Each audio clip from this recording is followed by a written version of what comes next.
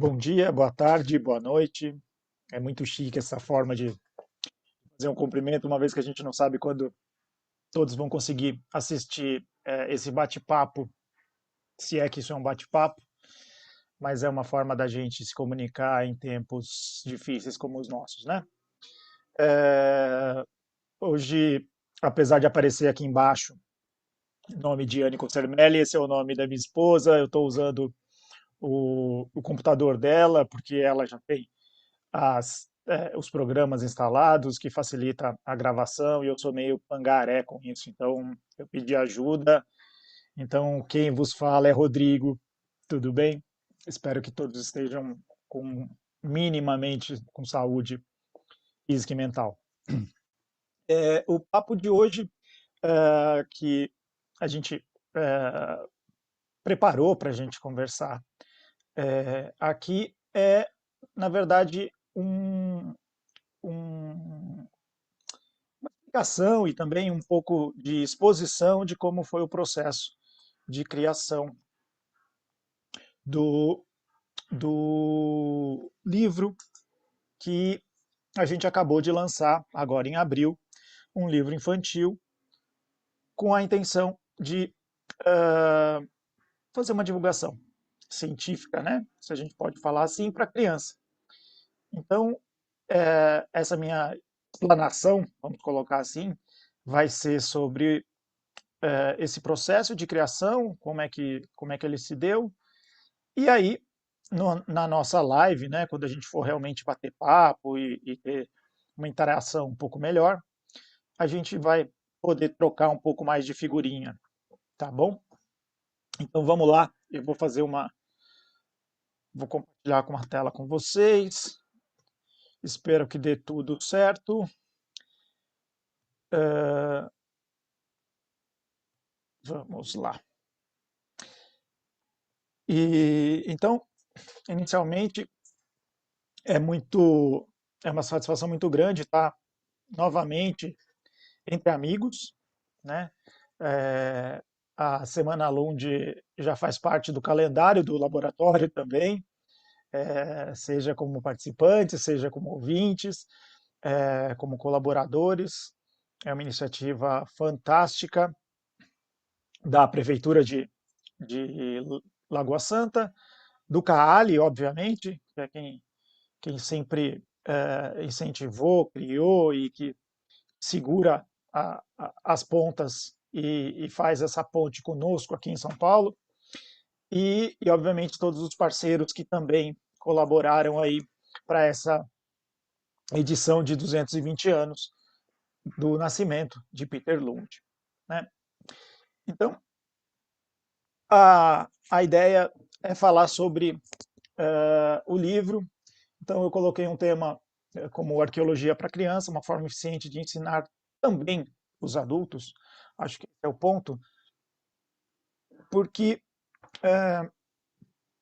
já de uns tempos para cá, e de uns bons tempos para cá, é, desde que o André e eu estamos tentando tocar esse laboratório adiante, a gente herdou, digamos assim, do Walter essa coisa de fazer uma boa comunicação com o público e passar adiante o que a gente cria dentro do laboratório, dentro da academia.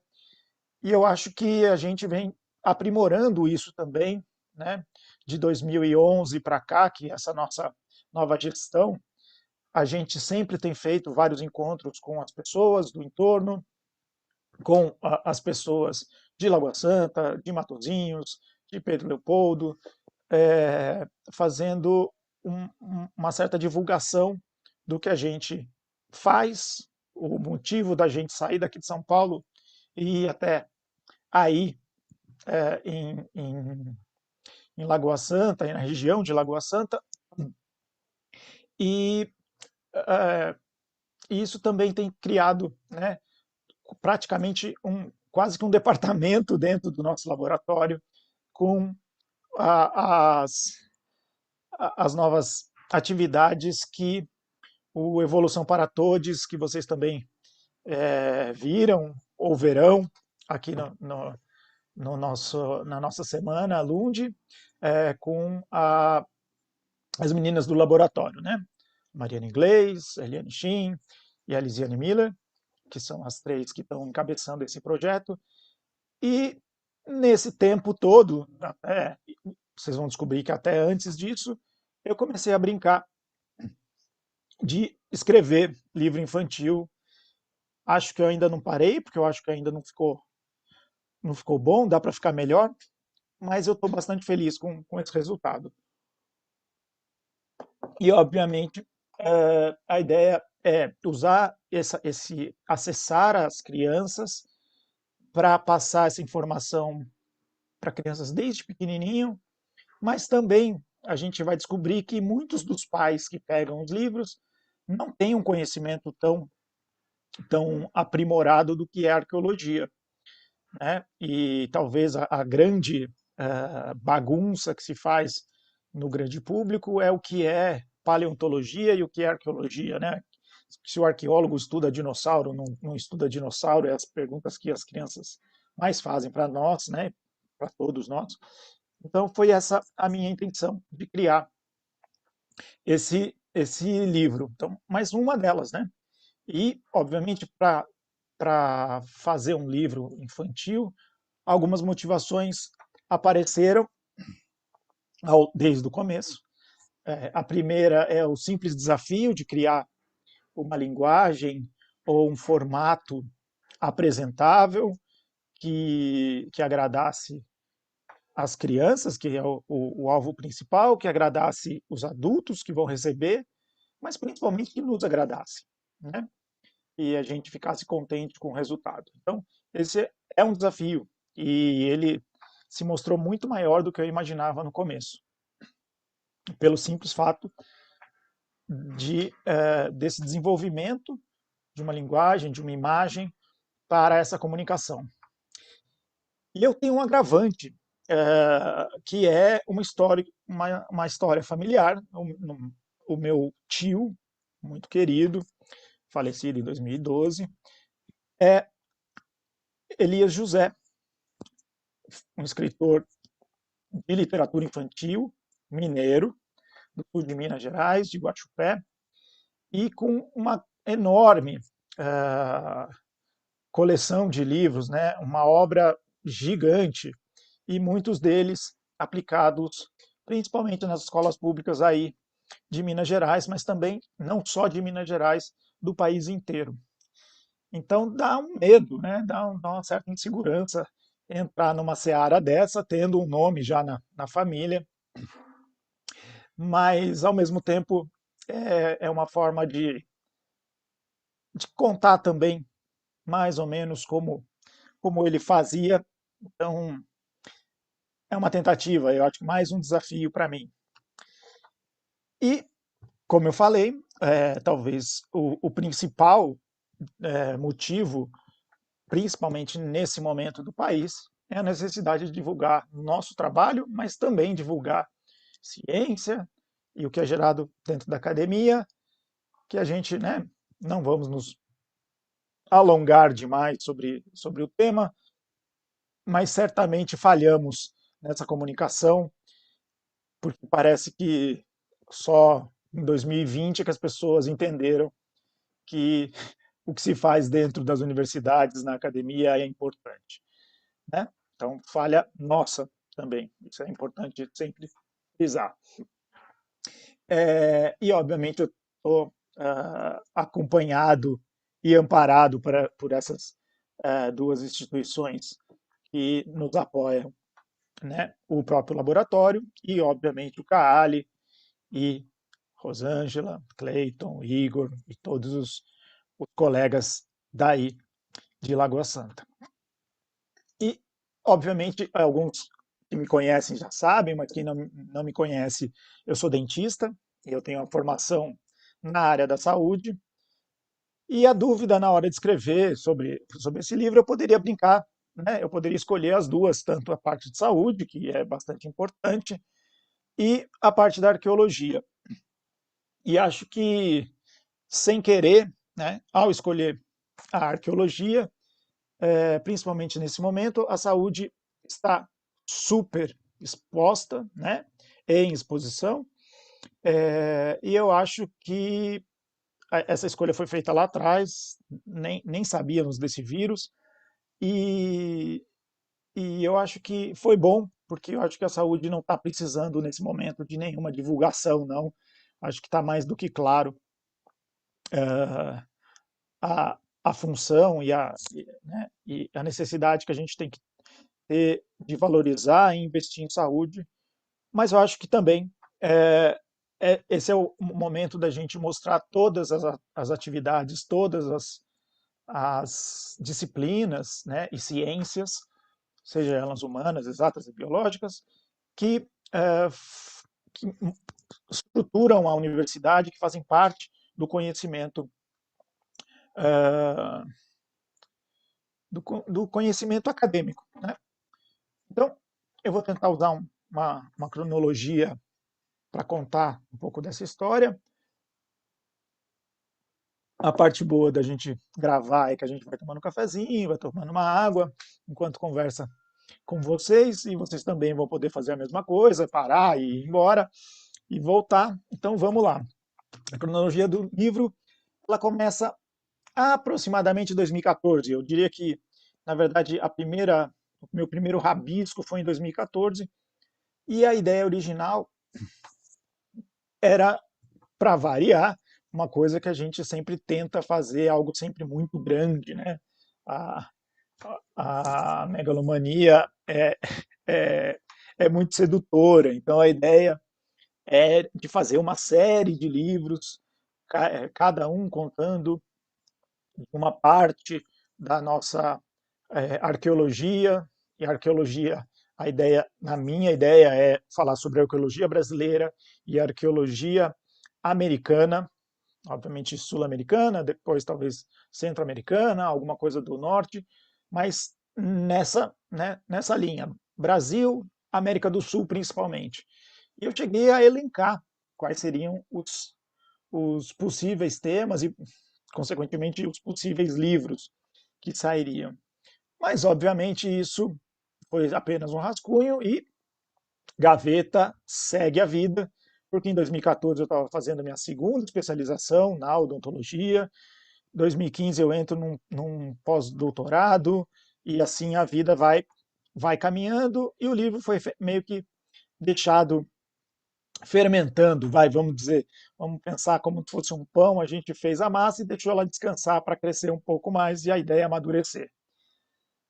Em 2018, eu resolvo tirar da gaveta e um dos principais fatores que me fez mexer com esse livro novamente, tirar ele da gaveta, foi um artigo que a gente publicou, o André Strauss já apresentou uh, o artigo na Semana Lund de 2019, se não me engano, a gente tinha escrito o artigo em 2018, em dezembro de 2018, e é o artigo com né, tentando explicar e reescrever como é que foi o povoamento da América utilizando a técnica de análise de DNA antigo. Então esse foi um marco, né, também que me fez voltar a tomar esse livro, tirar ele da gaveta e aí é que eu achei que ele precisava ser retomado e, obviamente, eu precisaria reformular o texto, mudar toda a ideia que eu tinha feito e retomar o projeto de escrever um livro. E a primeira coisa que eu fiz em 2019 foi a criação de um personagem que eu tinha uma ideia vaga de quem seria, mas obviamente ele precisava ter uma história. E nesse momento, em 2019, eu optei por, ao invés de fazer aquela coisa seriada, como eu estava imaginando, mas deixando a possibilidade disso acontecer no futuro, eu precisava criar uma origem, né, para esse para esse nosso personagem principal. E foi aí que eu fui escrever uma nova história. Eu fui escrever a história daquele personagem que depois seria o personagem que apareceria em outros episódios, vamos colocar assim. Então, foi a criação da origem dele, e aí também eu precisava criar uma identidade visual desse personagem e também uma identidade visual do livro. Só que, como eu falei, a minha formação é longe de ser capaz de criar isso com a mínima beleza, delicadeza que eu gostaria que ele tivesse. Então, eu fui em 2019, em abril de 2019, eu fui numa feira aqui em São Paulo, que chama-se Ilustre Feira, que é uma feira de ilustração, de música, roda de conversa, uma feira bastante variada, na Biblioteca Mário de Andrade, aqui no centro de São Paulo. E foi lá, né, nesse dia, vendo alguns artistas, é que eu fui conhecer a dona Natália Grego. E o mais engraçado é que eu coloquei essa foto aqui do lado, que ela tem pouco ou nada parecido com os desenhos que a gente vai ter no livro. Mas algo me chamou a atenção nessa expressão desse desenho dela, e também essa coisa de misturar, né, um animal e as folhas, o vegetal, na mesma imagem. E eu resolvi conversar com ela. A Natália era uma estudante de cinema e animação da Faculdade FAAP, aqui de São Paulo, e ela ainda estava começando a fazer essa divulgação dos trabalhos, e a gente começou a bater papo.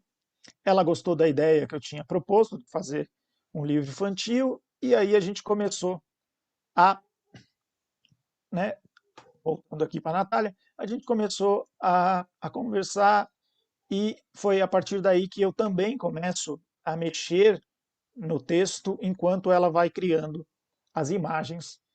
Mas só isso não bastava, né? Só uma ilustradora não bastava, eu precisava de alguém para fazer a diagramação e o projeto gráfico do livro.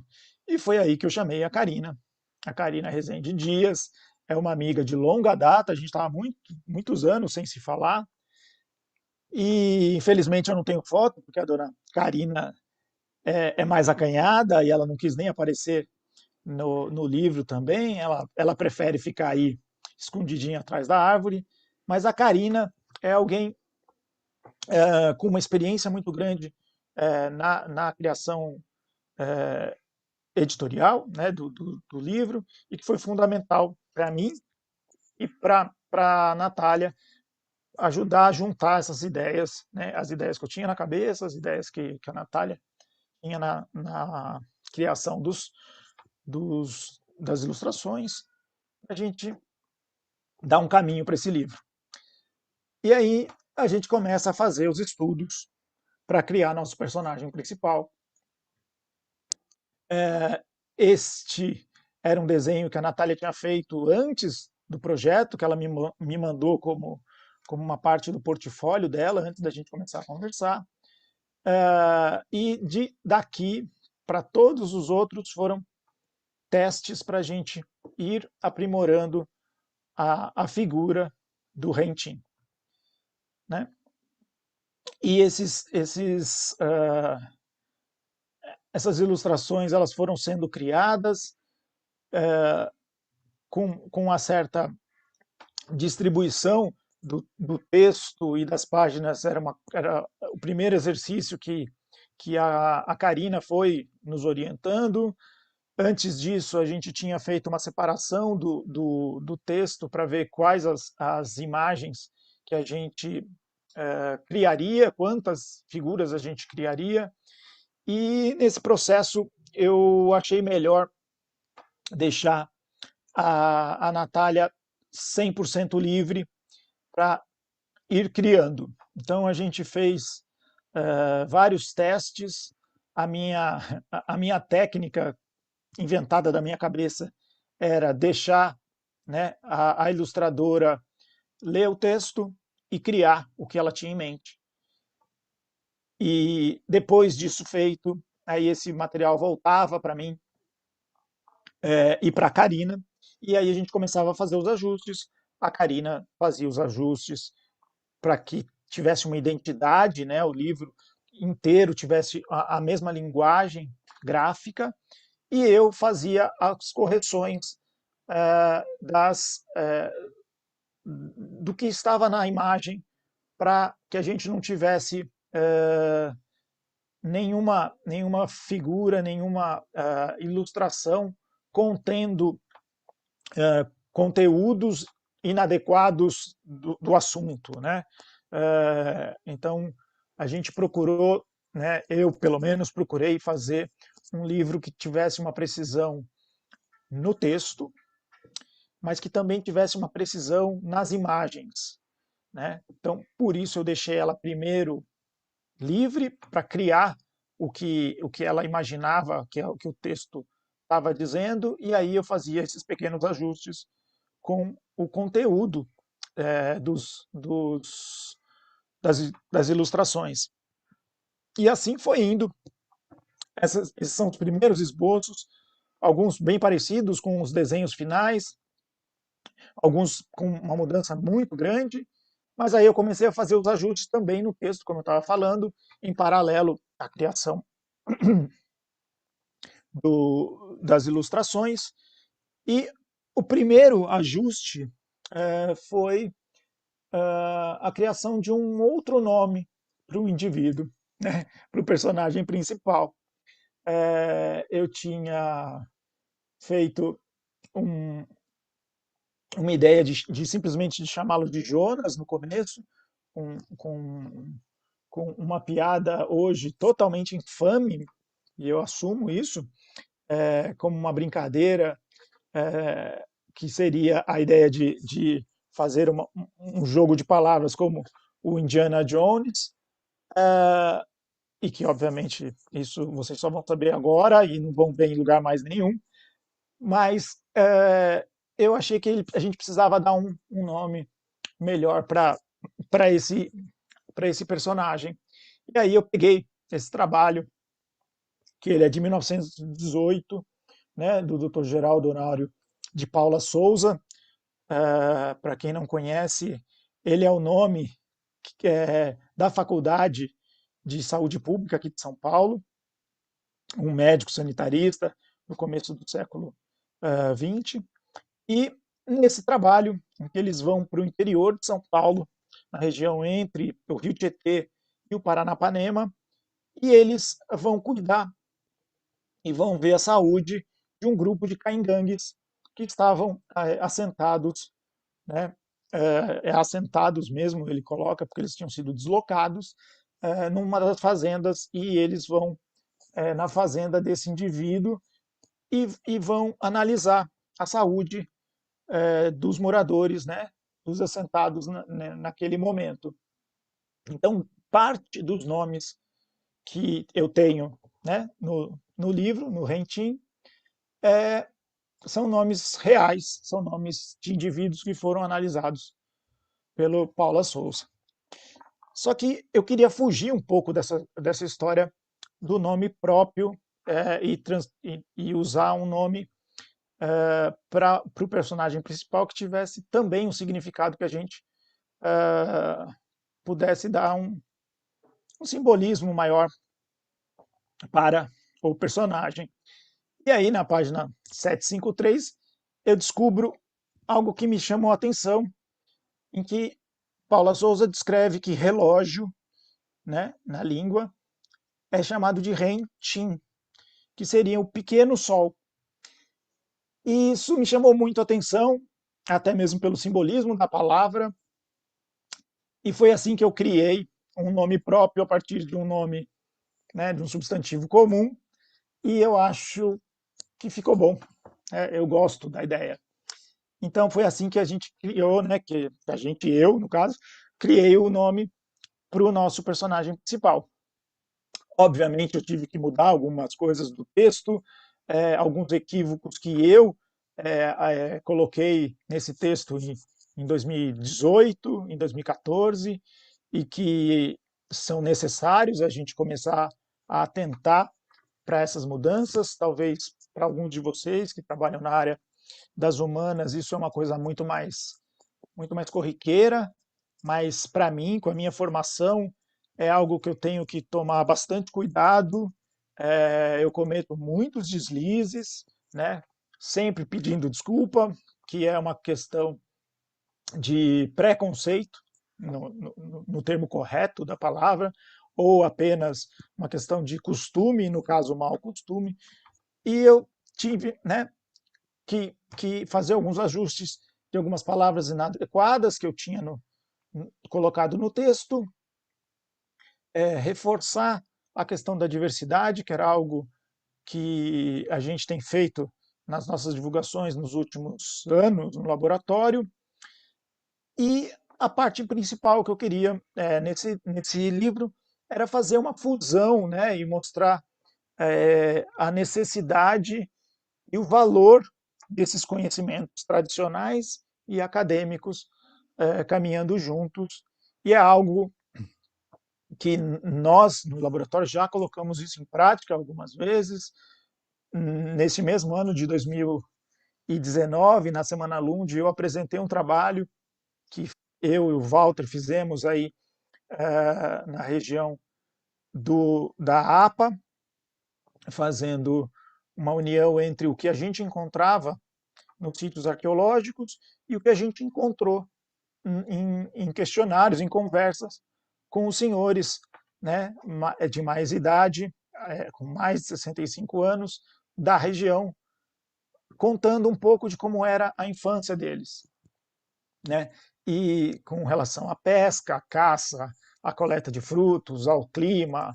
Então, foi também essa fusão que a gente já apresentou num trabalho em 2019, que eu volto a tentar insistir agora para a criança, para mostrar essa união de conhecimentos e a necessidade da gente reforçar que essa fusão, né, é aquela situação em que um mais um são três, né?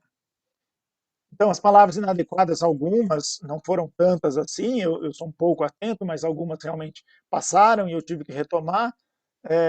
Foi o caso da palavra índio, foi o caso da palavra escravo, que a gente, né, que eu procurei adequar para, para o dia a dia, e eu fiz questão de mostrar aqui para que a gente preste mais atenção nessa questão, né? E que é importante, não é bobeira, né? Não é coisa que a gente deva minimizar. É importante termos um pouco mais de atenção quando falar equivocadamente, mostrar que às vezes a gente erra, a gente, né, também desliza. É muito difícil para algumas pessoas que passaram 30, 40, 50 anos falando de uma forma, ter que mudar é, em algum momento, mas isso acontece em várias áreas, né, da nossa vida. As pessoas aprendem a dirigir, aprendem a mexer no celular, também aprendem a, a falar de forma adequada ao seu momento histórico, né? A questão da diversidade que eu comentei, eu reescrevi e mudei alguns personagens para a gente valorizar a questão da diversidade de sexo, gênero, né? A questão de cor de pele e, obviamente, a questão cultural que já estava desde o começo na intenção do livro. Então, é a presença de uma variedade que, na verdade, isso já é fato há muito tempo na academia, mas que parece que as pessoas não enxergam isso, né? Então, vamos começar a reforçar, vamos falar com as crianças sobre isso, vamos reforçar com os pais das crianças. Obviamente, eu sei que um pai que se preocupa com a educação dos seus filhos e que que tem um olhar um pouco mais atento e que até vai fazer sentido esse livro, né, e vai chamar a atenção, talvez sejam pessoas que não precisassem, né, desse reforço. Mas também não custa nada. Eu acho que é mais uma ferramenta para eles poderem apresentar a seus filhos essa diversidade que é necessária, né, e que seja cada vez mais divulgada, ampliada e por aí vai, né?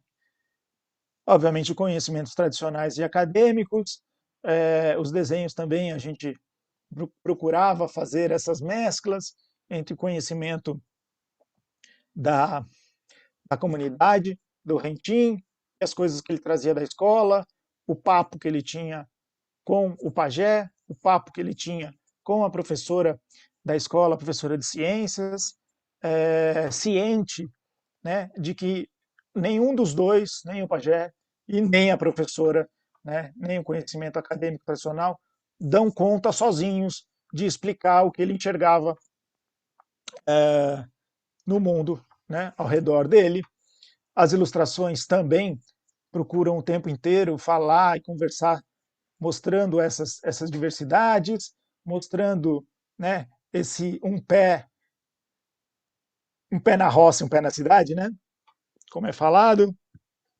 É, e aqui vocês vão ver sempre uma conversa entre o que é o que é a cidade, o que é a aldeia, e, obviamente, a arqueologia como o centro, né, do, da ideia do livro, e até por isso essa é a capa do livro que a gente lançou. Meio que para a gente encerrar, pelo menos essa explanação, para que a gente tenha tempo também e dúvidas para a gente conversar durante a live, as dificuldades que eu tive para fazer esse livro, elas são as mesmas de sempre, tempo e dinheiro, né?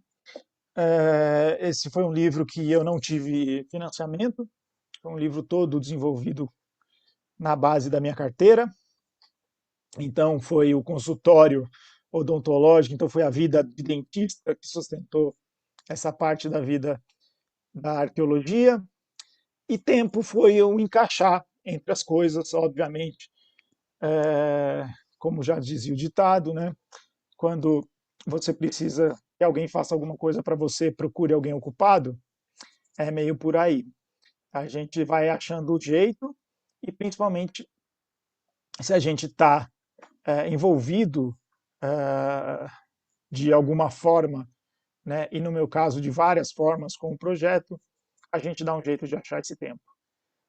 Obviamente, eu coloquei as três parcerias principais desse projeto, o projeto Salivar, que na verdade é o meu projeto de pesquisa de pós-doc, que continua sendo uma pesquisa na faculdade e é por onde eu fiz uma grande parte da divulgação desse resultado.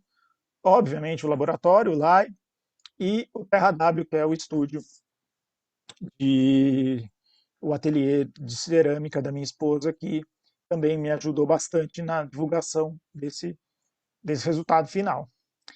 E as delícias, né, as coisas boas desse trabalho, é, vocês vendo o livro em mão já vão entender, mas é o fato de ter conseguido passar por aqueles desafios iniciais que eu comentei, é a felicidade de ter um trabalho realizado, é, é a felicidade de ter meus primos, filhos do meu tio, felizes com a ideia de um livro infantil, de novo, na família.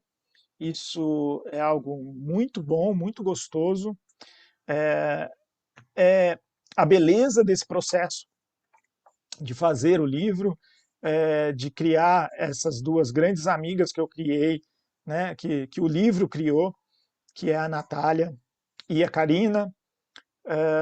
Foi uma coisa muito, muito tranquila, um processo super gostoso, aprendi muito com as duas, pessoas generosas, pessoas carinhosas, foi algo realmente fantástico a criação desse livro. E como eu falei, ver as pessoas que gostaram, as pessoas que não gostaram tanto, que deram os seus toques para os próximos, mas o reconhecimento desse caminho, o reconhecimento da minha limitação de ser um primeiro trabalho, mas que foi bastante prazeroso e eu estou bastante feliz com esse resultado final. E poder repartir essa alegria com meus amigos, no caso vocês também, que a gente vai bater um papinho aí no próximo encontro virtual que teremos. Os agradecimentos, obviamente, né, que eu já falei no começo, Prefeitura de Lagoa Santa, Carralho e os outros que nos apoiaram, a vocês todos e os meus amigos do laboratório, que me ajudaram muito na divulgação, me ajudaram em correções, em palpites, opiniões durante o processo de criação e depois também, depois de criado na divulgação. E acho que é isso. É meio estranho parar aqui e falar tchau e a gente se fala na próxima reunião, mas é assim que funciona, né? Então, a gente se encontra na live para falar um pouquinho mais sobre essa apresentação, esse projeto e qualquer outro projeto que vocês queiram compartilhar, comparar ou, quem sabe, a gente iniciar um novo projeto juntos. É isso, eu agradeço muito a presença de todos vocês e até a próxima.